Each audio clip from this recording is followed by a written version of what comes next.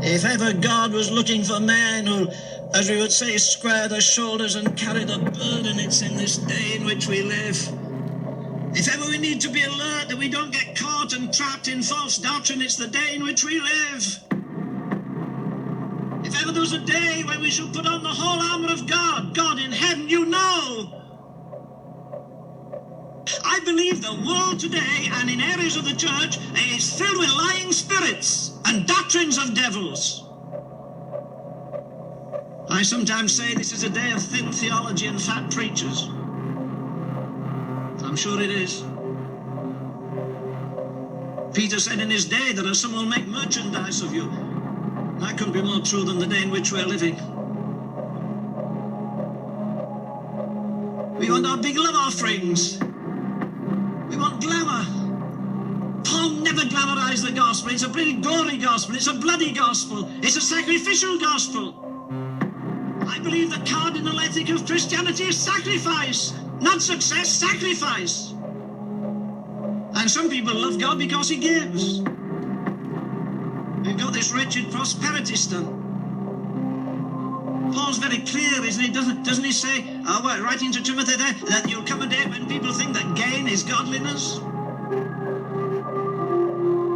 I see God's money going in stately buildings and swimming pools and tennis courts, and I want to vomit. With the world starving, with the mission field needing money. Why isn't God brooding over our stained glass windows in America this morning? Why isn't he brooding on our super multi-million-dollar TV and radio programs with all the flash and show they have? The greatest areas where God is breathing this morning is amongst people that are in poverty and in need.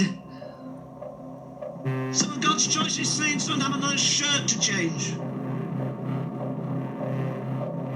There's no breath of professionalism anywhere in the ministry of Paul, and thank God there's no breath of commercialism either. Paul is jealous for the old rugged cross, and you remember what he says? I say going down the streets in Athens, his spirit was stirred, he was angry. I wonder what he'd say in our day.